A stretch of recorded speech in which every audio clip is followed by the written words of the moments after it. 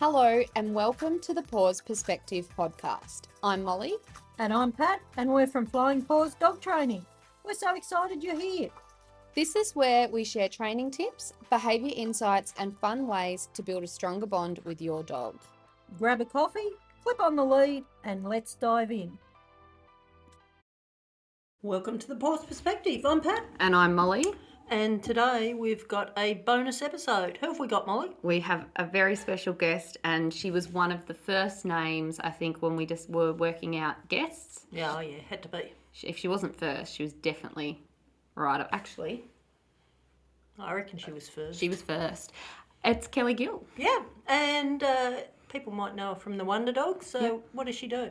The Wonder Dogs are her team of chocolate and white border collies. Plus Alex, the Papillon. Yep. Who go around the country doing shows with Dr. Katrina, places like the Dog Lovers Festival, but she is more than just the Wonder Dog lady. She is. She's a bit of a agility superstar. So she does agility clinics, things like that. Also loves obedience. Yep. And some people might not specifically have seen her, but seen her dogs or some of the dogs she's trained on TV commercials. She's also a breeder. Yep. Border collie breeder. Definitely. And breeds some great sports dogs. And pet home dogs. Pet home dogs as well. Yeah, and was a vet nurse way back when. Let's get into it. Terrific. Hi, Kelly. Welcome to the Paws Perspective. Thank you for inviting me along. We've known you for a little while now. A little while. I guess one of the things over the years is, you and the Wonder Dogs. Obviously, you're well known in the agility circles and obedience community, but also a lot of, pet people will know you from the Wonder Dogs. What sort of started you off in dog training or dog sports? I guess I'm probably no different to anybody else. I finally talked my parents into allowing me to have a dog. What sounds like me? What sort did you start with? It's exactly the same. Well, would you believe when I was finally allowed to get a dog, I was probably, I think, I can't remember really, but probably around 13, 14, and all I wanted was a border collie. I was desperate for a border collie, and it was about one of the only breeds my parents wouldn't let me have. Do you know that's exactly the same as me? Kind of crazy, isn't it? Yeah, My mother when we now were owns a border collie, so I always laugh about that. Um, but I I kind of was looking around for a dog, and suddenly, where my mother worked, they had I think she was about 18-month-old golden retriever Saluki cross, and Wow. she'd been she'd gone there as a potential guard dog, and she was probably one of the worst selected dogs for a guard dog. She was everything but a guard dog. So she needed a new home, and Mum knew about her and knew how sweet she was, and so she came home. I would have taken anything at that stage. I was desperate for a dog.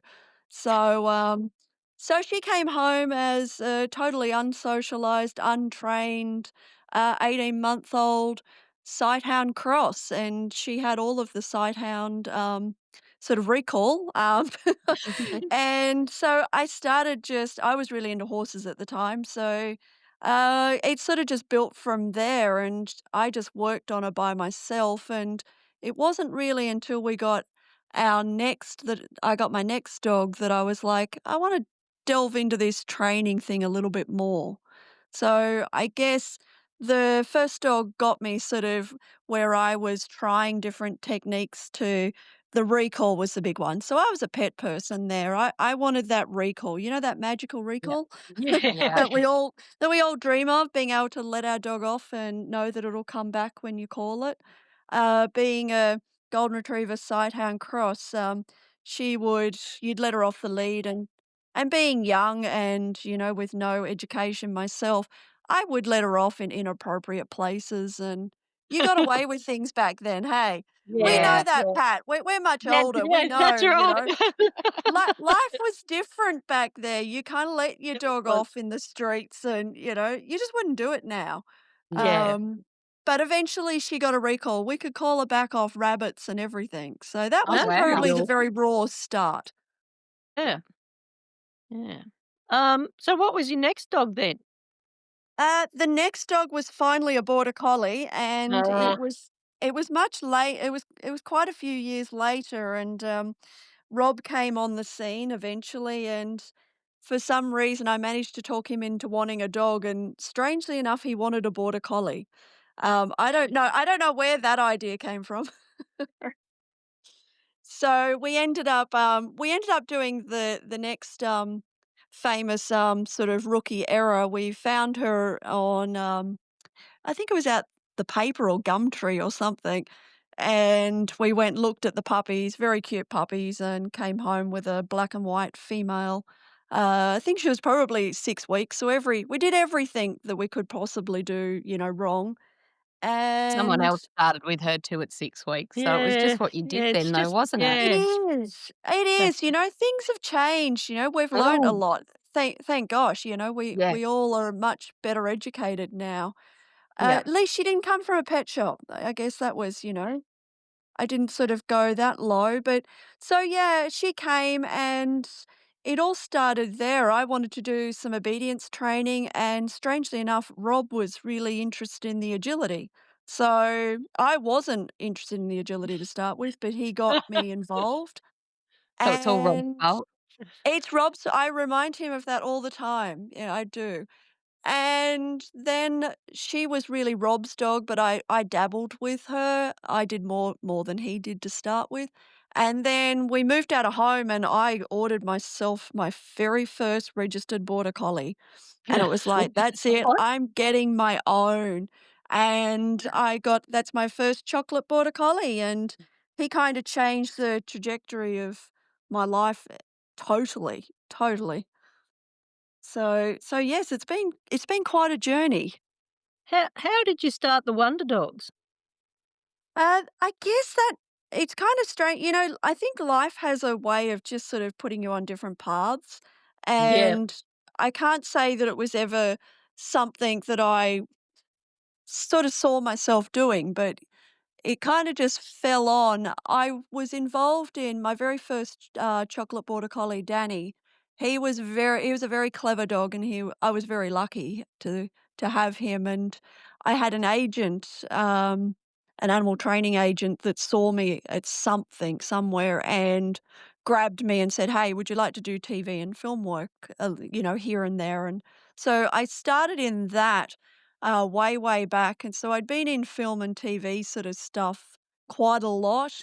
Katrina and I, then my next chocolate border collie was out the same litter as her Toby. So we knew each other from that and we developed a relationship there. And just as time went on, she'd seek me out if she needed, extra dogs, not just Toby.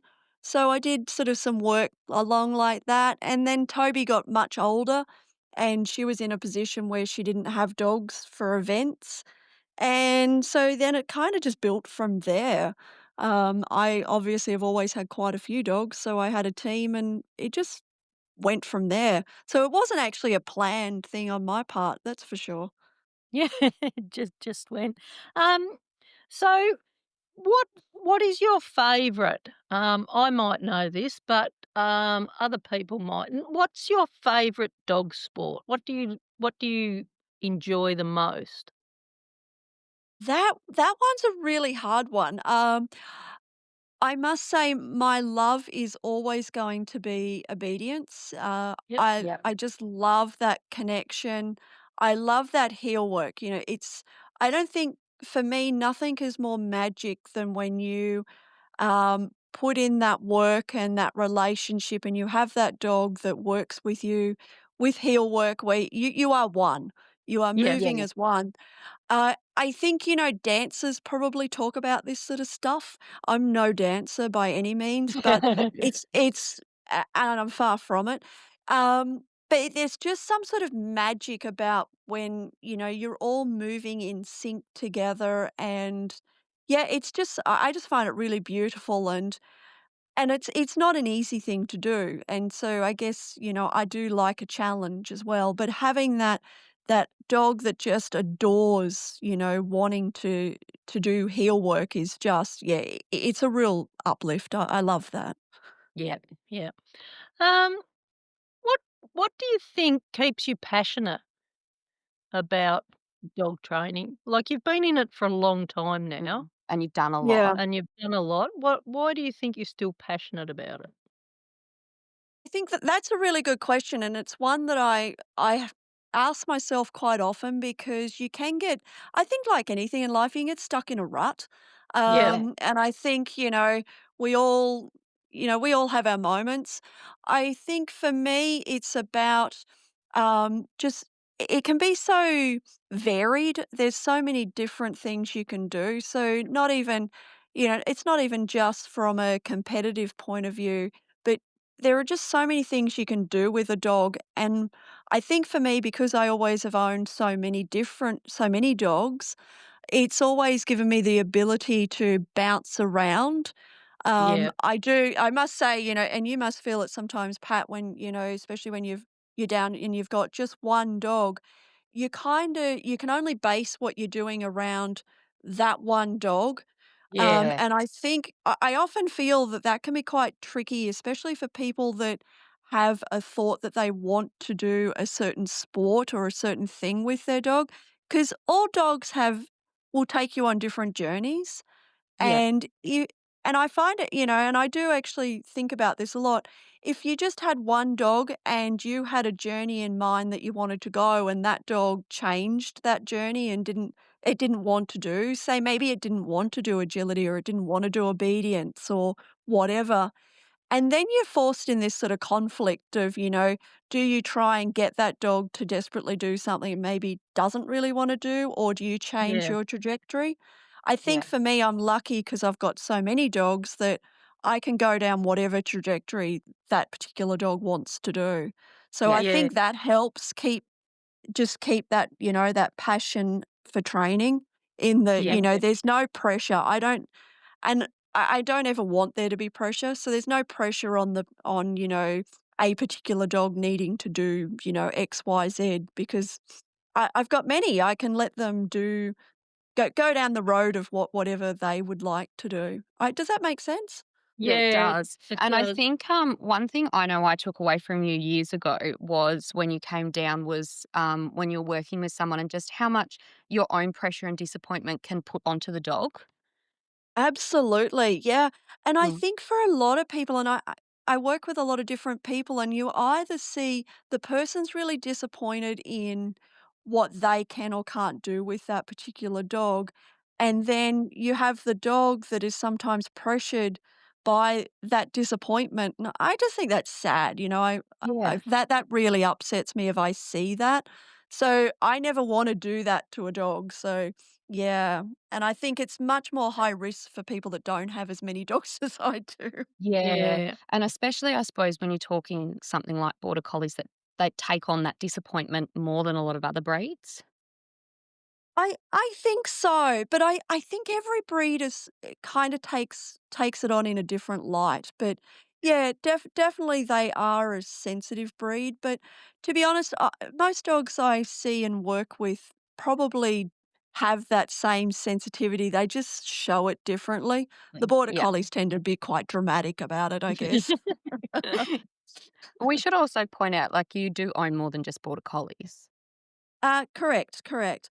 I guess I and this is another thing that I find for people when they are sort of selecting a breed, and it can be um, a little bit, especially if they're going into a sports sort of scene, is they kind of see certain breeds as what they should have. And I have border collies because they suit my personality. I don't Yeah. have border collies because I want to do agility or obedience. They suit me. I guess if you describe me, I am a border collie, in my personality and the way I do things and different things. So, yeah, I mainly have border collies, but I have so many other breeds that I have had or have dealt with. I had a pug many, Yep. many, many years ago. He was the most amazing little dog. And I got him at a time when this is way back, everybody would sort of say to me, yeah, you can only do that because you've got border collies. Oh, you can only do that because you don't have a small dog. So I was ready for another dog and I went looking for a small dog and a breed that people kind of put into the basket of, you can't train, they're stubborn, they're difficult, they're this, they're that. And it also had to be a dog that I could live with temperament-wise because I like good-natured dogs. And I kinda went, "Okay, what's kind of out there?" And I sort of stumbled on a pug. I went, "Right, I'm getting a pug." And let me tell you, that pug behaved more like a border collie than a lot of border collies. And you know why? Because, that's me, so yeah, there's been the pug, he's done a lot of work. I've got my little Jack Russell, I do like my little Jack Russell. And obviously I've got little Papillon, and to be honest, a Papillon to me it's like a miniature border collie. Yeah. They're very, very clever dogs. Um, my little boy is probably he's a little bit more energetic and a little bit more he's very border collie. He's probably more difficult to live with than my border collies. Yeah, actually he is. He doesn't have a very good off button, the Yeah. Papillon. So Yeah. yeah, there's definitely been other breeds in there. Yeah. I think it's important too, something I was thinking while you were talking is sometimes I think people forget maybe in the sports community that they've got to live with this dog 95% of the time, not it's not just a sports dog. Absolutely, 100%.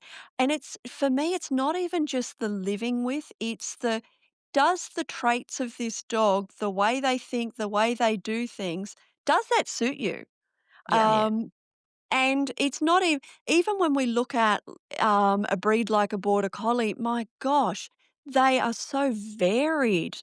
Like, the Yeah. scope of what a Border Collie, with its traits, its personality, all of these things that it's like there's this huge they could be 50 different breeds, to be honest. Yeah. Yeah. Um, so even somebody that is a Border Collie person that owns Border Collies, there'll be a certain personality traits or type that suits that person. And if you strike it lucky and you get that, then you mesh together. And it's for training and living with, it's about having that mesh where that dog meshes with you. And if that balance is right, then what you can achieve and how you live with this dog and your relationship is just massive. Like Yeah. it's hugely different. So absolutely you've got to have that dog that you can mesh with and you can live with. Yeah. Yeah. 100%. It's funny because like Pat hates working fox. Yeah. He- It's so sad. Ah, isn't it funny? But And but I'm used to a Maremma. So for me, he's like the best border collie. yeah, absolutely. And I always say that to people, people will, because I breed border collies will come and say, I want a border collie. And it's like, yeah, but what do you want in your border collie? Because what I want in a border collie is probably different to what, others want. Yep. So yeah, absolutely. Find that dog or that breed that you can mesh with relationship wise. It's probably for people, finding a breeder that's breeding that sort of a dog Mm. that they want, like you said, that, is gonna meet their personality and work with them. So, it's not just going Yeah. and finding a dog on Gumtree and going, "Yep, I want a border collie," or "I want a lab," or "I want a whatever," and it might be totally different than you think. Yeah, and I think probably why I'm so lucky is that I've owned so many border collies. So I've owned Yeah, enough to know how different they can all be. I think the yeah. risk is for somebody that, like, if you've owned one border collie and it was the most amazing border collie that suited you, you'd probably be thinking all border collies. And when I buy my next one, that's what it will be. Yeah, that's what Um, we see a lot. Mm. You see it a Yeah. lot, somebody'll Yeah. Yeah. own 1 dog or maybe they've had 2 So of one particular breed, and they're like, These suit me, they're perfect," and they just assume. Um, so, yeah, it's about knowing get finding a breeder that knows their puppies too. yeah, Yes. Yeah. that's a big I think thing. that's yeah, absolutely. It's not just about, it's a black and white male. Yeah. Oh, look, it chases a tug every now and then, it does this. It's also why I'm not a fan of puppy assessments, one-off puppy assessments, because, you know, this is what often happens when people go and look at a litter of puppies once. That particular puppy that might suit them just may not be the puppy that's shining out to them in that hour that they're there. Yeah. Yeah. So yeah, it gets quite tricky, and this is yeah, definitely you need to find a breeder that knows their puppies, but also gets a gauge on what the prospective buyer is looking for as well. Do you try to, match your pups with people that are after a pup when, you obviously have a few pups? And, if I put my name on the wait list, and I said to you, "I just want a pet home, I don't wanna do any dog sports," do you wait till you find one of your pups that's gonna suit me? Or Absolutely, yeah. Look, I'm probably one of those breeders that drive people totally nuts. Um, just in that, I think people have got to the stage where they'll often think, "Oh, look, here's a litter of puppies. They're 4 or 5 weeks of age," and maybe even younger, and they go, "Oh, wow, I love the look of that one. Look at it. I want that one." And, I'm that breeder that's saying, "Yeah, that's a really cute puppy. Yeah, I can tell you it's cute. That's about all I can tell you right now." I'm that breeder that says, "We're waiting till these puppies are about 7 weeks of age before we even start to think about who's getting who." And that can be really frustrating as a buyer, and I get that. But I can't, as a breeder, I can't tell you much about a puppy, until they're getting closer to 7 weeks. All I can tell you is, "Yeah, this is cute." And yeah. also remember that, I also have a little bit of fun sometimes when you put different photos or different videos up of your puppies, because you can make people fall in love with a puppy. You can make a person think that puppy's the smartest in the litter just by what you're showing them in that tiny 5 seconds or 10 seconds or even 30 seconds. So, I think, people need to realize just that, you know, it's more about seeing the whole picture and also knowing what the person who's buying the puppy really, really needs, because sometimes Yeah. what they think they need is very different. Yeah. Yeah. And I'm sure knowing you, you'd have no problem too saying, "I'm not the breeder for you." Oh, absolutely, absolutely, and I like it when people come to me and say, "Look, you haven't got what I'm looking for too," Yeah. because Yeah. that then shows me that they're putting thought into this. I Yes. Yeah. think, a lot of the time puppies are bought spontaneously, and I think that's probably getting worse now, Yeah. than it used to be, say, 20 years ago. I find now wait lists are very different to what they were, 20 years ago. Yeah. So I think, yeah, as sort of on the whole, I think we are getting more spontaneous. It's kind of interesting, isn't it? It is. Do Yeah. you think on that, do you think dogs have changed in the last 20, 30 years? Um, I I know it's a think big question. I think our expectation of dogs have changed. Yeah. Um, I think the way dogs are being bred has changed. Um, I think, yeah, I think there's a lot that has changed. I think also there's a lot more breeding that happens now. Um, and I think sometimes the more breeding that happens, maybe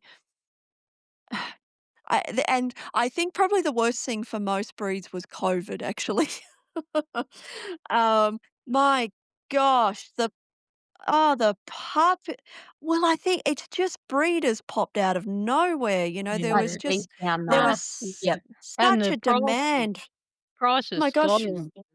Yeah, Mm. and there was such a demand for puppies, and so you then ended up with people going, "Oh my gosh, people need puppies and they're prepared to pay ridiculous amounts of money.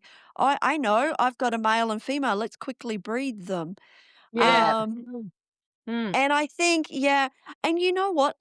Sometimes luck is on your side and sometimes it's not. And, if a breeder's or somebody breeding dogs is just relying on luck, and not good education and good knowledge, then it's going to go bad at some point. Yeah. Um, so yeah, it's an interesting one. Have they changed? I think our expectations have definitely changed. Yeah. I think Yeah. what dogs need to tolerate now is very different, and I do think breeders need to be thinking about that. Like when I'm breeding a litter of puppies, I'm obviously sometimes I'm breeding with some of them will go into competitive homes. Sometimes I'm not breeding a litter with that in mind. But I'm also always, regardless of what I'm breeding, thinking this dog has to go into the community. This dog Yeah. has to be able to live with people doing really crazy, stupid things at times. Yeah. So temperament, I think breeders need to take temperament into account a lot more, and I see this on both the performance side and the show side. What a show person breeding a puppy that's gonna live in a kennel versus a dog that's going to live in a pet home, Yeah. Yeah. there's big differences there. Yeah. Yeah. Yeah. Yeah. I think, yeah, people don't realise, like you say, they just, yeah, couple of friends got a male and a female and they just have pups, but they don't think about the temperament and where that pup's going to end up and what it's got to do. And yeah, Yeah. it's a big letdown for the Yeah. pup. I think so, and I guess, probably going back to my grandparents' days where dogs wandered a lot more, I mean, there was a lot more accidental matings, but I don't think and I'm not saying this is right by any means, but a bad dog, and are they bad or are they made bad? We're not gonna talk about that, but a bad dog, somebody shot it. Do you know what I Yeah, Yeah. mean? So yeah, if We've had this it yeah. conversation. That's Yeah. yeah, that's it exactly just was right. take Mm. it was taken out of the gene pool. Yes. Yeah, Like, it it was. never Yeah. it Mm. never got to breed because it was an ass of a dog and somebody got rid of Mm. it, whereas Yeah. now people can manage a bad dog, especially a breeding dog. They can manage it by kenneling it, not taking it out to shows, not doing this, or they can go to agility and it just doesn't see other dogs. Yeah. It's Yeah, kept away from people. Its crates covered up because it's behaving like a total twat. Bad temperaments can be managed much better yeah, now than they could, back in I guess, our parents and grandparents' day where they wandered the street and basically, yeah, did what Yeah. did what they want. Yeah. Their experiences were greater too. Think yeah, about, the socializing of dogs back then. They got to see everything because they were never confined. Yes. Um, Not saying that that's a good thing, but, yeah. so yeah, I think that's a really fabulous question, about, Mm. how dogs have changed over time. Yeah. It's very interesting, really. Mm. It Yeah, is, it is. Mm. yeah. Um, what uh, what do you think are the key ingredients for a strong handler dog relationship? What do you need to to do to get that? Because everyone's Okay, after a strong relationship with their dog, but how do you get that? How do you? okay. Yeah, look, whenever I'm asked this question, there's an awful lot of what I probably do without thinking. Yeah, So sometimes it's hard to answer this, but I think for most people, it's about getting to know the dog that they've got, really getting to know it. Lots of times I'll say to people, what does this dog really like? Oh, he likes to eat. yeah, Like, really know, like, I could tell you, yeah, every single dog I own, I could tell you, like, what the exact morsel of food they particularly love to eat. How do they like to be touched? yeah, What's their favorite thing to do? Um, what is their favourite, natural behaviour that they do? How do they like to play with toys? Do they not like to play with toys? Um, so I think first of all, get to know the dog you've got and find every single dog, regardless of what breed they are or who they are, they'll have things that they love to do. So home in on those to start with. I think often we think of training and we put up sort of our expectations of what the dog needs to know or what the puppy needs to know. And if that puppy isn't interested in learning those first up, then you start your training journey on learning things that they don't wanna learn. Like, it'd be would have been the same for me if, as a small child, if my first learning experiences was all, maths. Um, and then that maths just got harder and harder as I kind of got to understand it.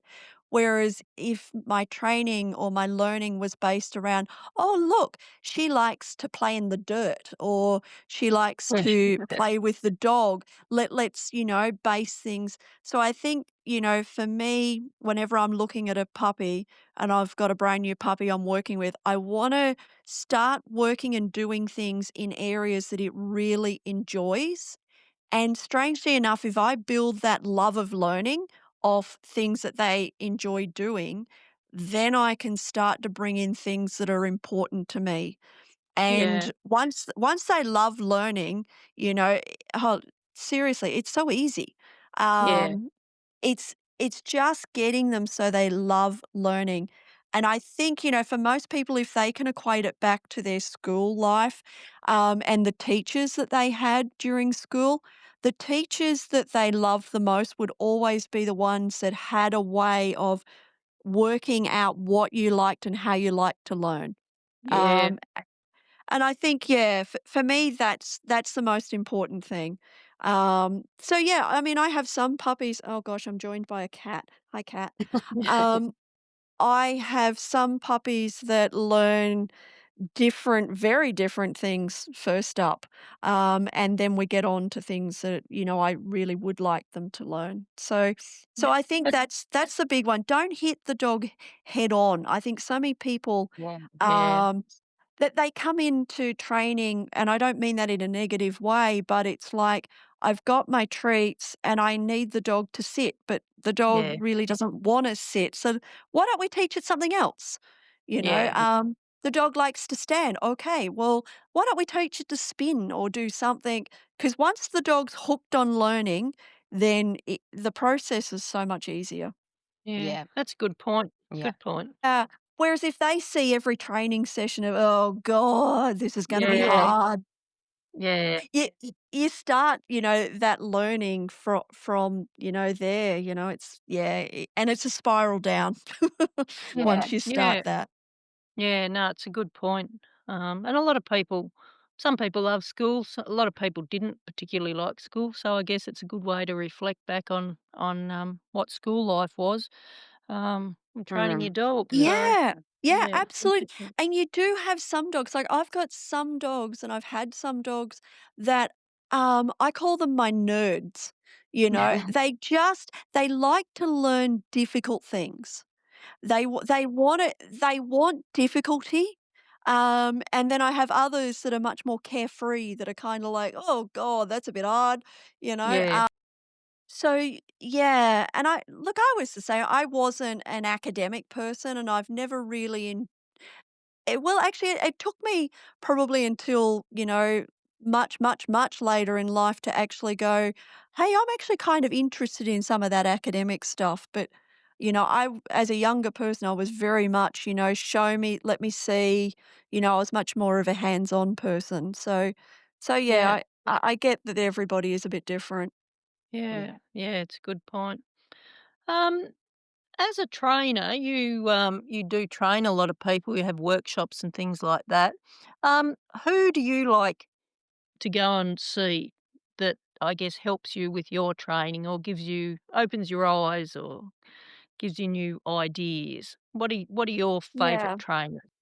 Oh gosh, I don't like to label favorite trainers because I think they're very different for everybody. Yep, I like to see a wide variety. yep. Um, what and it's funny, I you do get quite, skeptical after a time. What I like in a trainer, I like a trainer that can adapt to, and I guess when you say trainer, are we talking about, somebody that's training you with a dog or without a dog? Oh, I guess Let's go either with or, let's just go with dogs. Let's go with okay, dogs because yeah, it's actually a yeah, much easier one. Because they do vary. There are definitely people that, I guess going back to that academic side, that I find very intriguing academically.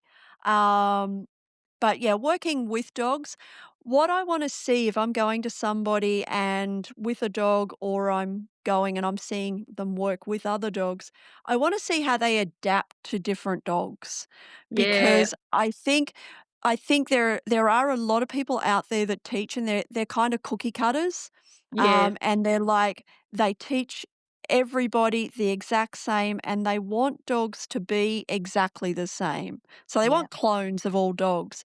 yeah, yeah, Um, this I find is more evident in agility trainers than anybody else. So I'm looking if I go to an instructor and I watch somebody teaching, I want to see that they can read the dogs in front of them. I think the reason why I've been able to achieve so much with my dogs is I'm very observant. I'm constantly watching behavior and watching how the dogs react. And I can go to some seminars and watch people and go, "Oh my gosh, that dog, the poor dog, you're putting too much pressure on it. You're this, you're that. You're trying to turn it into, a border collie, or you're trying to." So, so I guess you can learn from everybody, but that's probably the key things I'm looking for. Um, I don't wanna sort of put too many names out there. Probably the person I learnt the most from, I only ever did 1 seminar with them because they're from England, and that was Mary Ray. and Um, she does heel work, so yeah, she's done agility, she does heel work, she does, heel work to music, dancing with dogs. Um, but that lady is phenomenal. She's an amazing trainer, and she can do it dog after dog after dog, different breeds, this, that. She can read yeah, dogs well. She's one of those people that is in tune with the dogs. Um, so she's probably somebody I've learnt an awful lot, especially in my earlier days, just by observing what she does with her own dogs and things yeah, like that. yeah.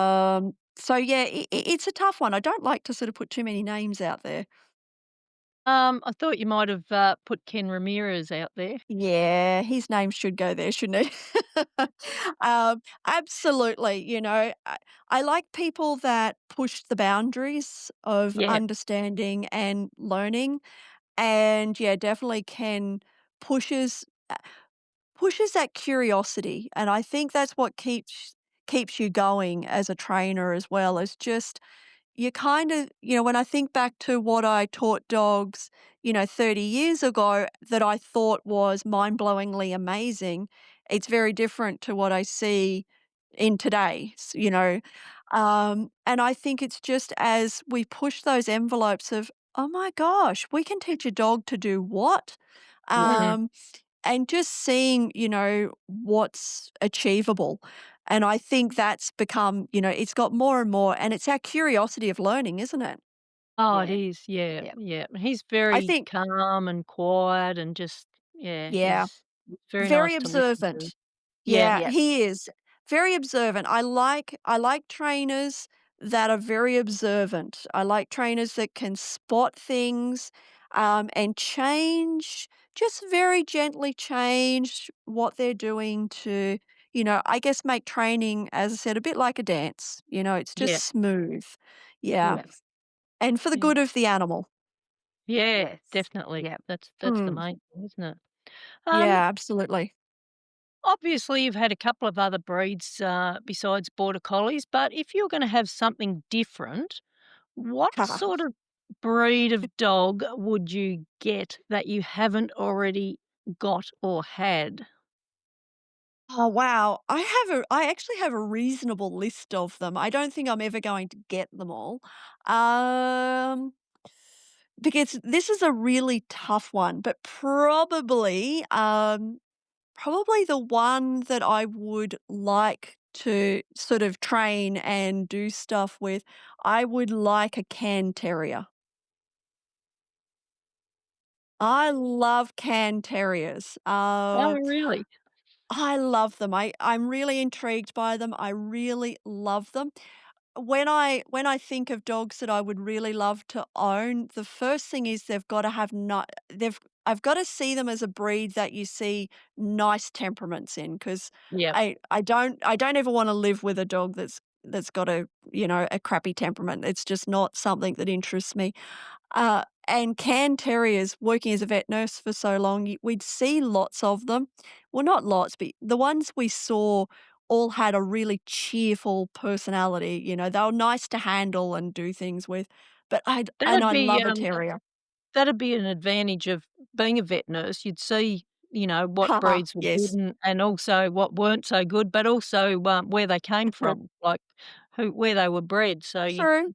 Yeah, true, um, true. Yeah, you got to see all of that. And I guess, it also comes down to, that sort of nature nurture, really, isn't it? We yeah, know there's a big genetic component to temperament and all of the other things, all traits and all of these sorts of things.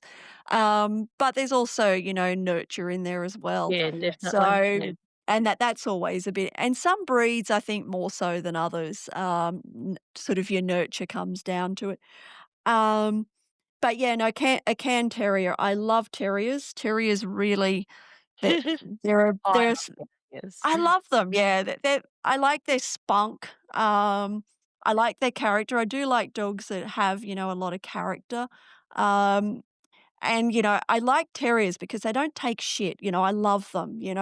I've always loved working with them with people as well because terriers will tell you when you've got it wrong. Yes. Um, yeah, no, and I love it. I really, I love it, love watching them do that. Whereas some other breeds, especially a lot of the mellow breeds, they kind of let people do bad things, bad training, bad everything, and they kind of just accept it. Yeah. I do love a terrier because they'll tell you when you're crap. Yeah. I love it. Um, To finish. yep, to finish, what's Mm, the best thing about owning a dog? the best thing. Oh my gosh. Oh my gosh, everything. Everything. Oh, I love the relationship. I love being able to go for a walk. I don't think there's anything not to love. Um, yeah, I even get peace in going around picking up dog poo. Um, I think that's one of the easiest jobs in the world. Nobody annoys you when you pick up dog poo. Yeah, that's Um True. right. oh my gosh, everything. I love getting to know them. I love the relationship side of things. I love just hanging with them. Yeah, I don't think there's anything to dislike about owning a dog, is there? Nah, they're No. they're pretty awesome. They're pretty They awesome. are. I can't imagine life without them, and I think, I always feel sorry for people that would love a dog and for whatever situation can't have them, and Yeah, I feel incredibly sorry for aged people that need to go into care and they can't yeah, have dogs. yeah, Yeah. So I think dogs are really, really crucial.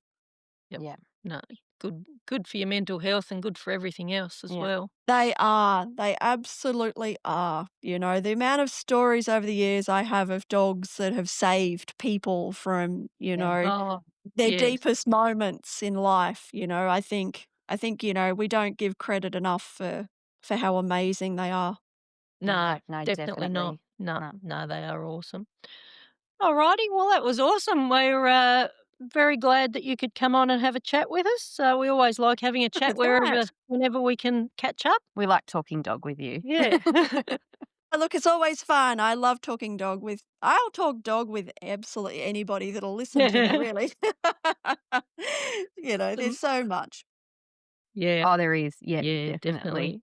Alrighty, well, thank you very much again for your chat, and we will It's see you no soon. worries. No worries at all. Always good to catch up with you ladies. Thank you. Thanks, Kelly. Well, that was our chat with Kelly. Yeah, it was great, wasn't it? Yeah, it's always good to talk to Kelly. It is. We covered a variety of different issues. Yeah, there'll be something in there for everyone to take away, I think. I think so. Hope you enjoyed it. Hope you enjoyed the bonus episode. Don't forget, if you've got any comments about today's episode, leave us a comment and follow along so you're notified when the episodes come out on a Wednesday. Or we've actually got a few bonus episodes. Kelly's one of 3 guests we've got coming up in the next few weeks. Yep, got a couple more. So there'll be a few more bonus episodes. So That'll stay be great. tuned. Don't forget to send us a 5-star review if you liked it. Thank you. Bye.